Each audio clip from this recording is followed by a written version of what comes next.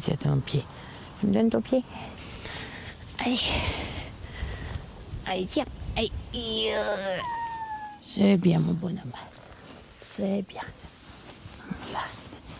C'est bien, mon pépère. Alors, dans quel état il était quand il est arrivé, lui? C'est un cheval qui est arrivé qui était maigre, qui était traumatisé. C'est un cheval qui a été tapé pour être chassé, parce qu'en fin de compte, c'est un cheval qui divaguait. Et les gens, pour s'en débarrasser, donc ils passaient leur temps à courir après avec des balais, des fourches. Donc c'est un cheval qui avait peur de l'homme. Et en plus, c'est un cheval qui était tiré à la carabine. Parce que les gens en avaient marre qui rentraient dans leur jardin pour bouffer les pommes et compagnie. Ce qui fait que c'est un cheval qui a eu une approche avec l'humain très négatif. C'est-à-dire que l'humain, il faut le fuir. Parmi la trentaine de chevaux, d'ânes et de poneys qui ont trouvé refuge chez Nathalie, Idaos a été le plus long à se remettre de ses blessures. Pas de blessures physiques apparentes, mais comme souvent de graves troubles du comportement, provoqués par des propriétaires incompétents ou négligents. Il a fallu 6 ans à Nathalie pour le remettre en confiance. Oui, c'est un cheval qui a énormément de caractère et c'est un cheval qui est très malin. Donc il va toujours essayer de voir s'il peut avoir le dessus sur vous. Comme là, il dit, bon, si je te pousse, mes mères, peut-être que j'aurai le bonbon sans que tu me donnes les pieds. Donc moi, ça ne va pas marcher, donc je vais m'en aller.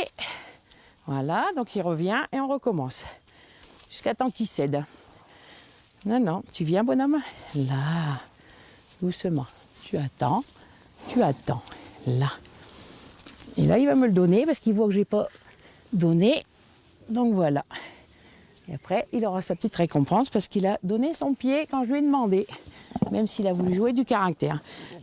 Depuis son enfance, Nathalie a exercé à peu près tous les métiers du cheval. Elle a même été jockey d'entraînement pendant 10 ans.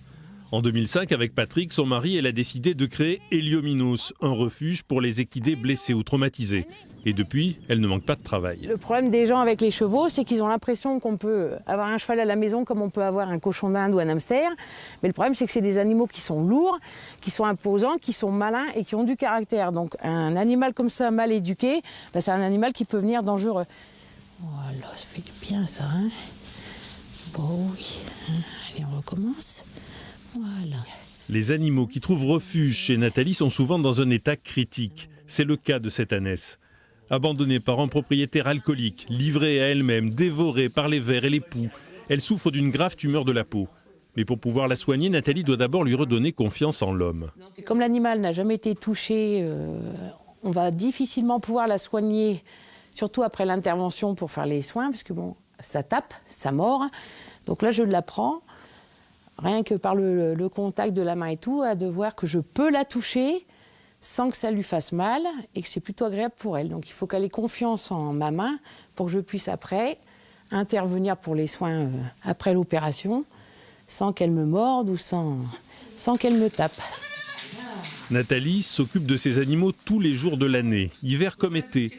Elle y passe la plus grande partie de son temps et tout son argent. Elle ne part jamais en vacances et quand elle n'aide pas les animaux, elle soigne les humains en travaillant dans une clinique de Limoges.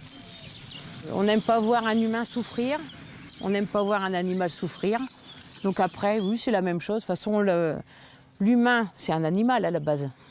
Donc il n'y a pas de différence. Donc je prends autant de plaisir à aider les gens ou soigner des gens que de soigner des animaux. Nous, c'est notre petite pierre à l'édifice. Puis c'est une récompense quand on voit des bêtes d'une tonne qui vous font confiance, que vous avez soignées, même si elles m'écrasent un petit peu. Maintenant, c'est que de l'amour. Ça vaut tout l'or du monde, ça vaut toutes les vacances du monde. Et depuis 10 ans, après les avoir soignés, Nathalie a réussi à trouver un nouveau foyer à près de 300 chevaux, ânes et poneys, en les faisant adopter.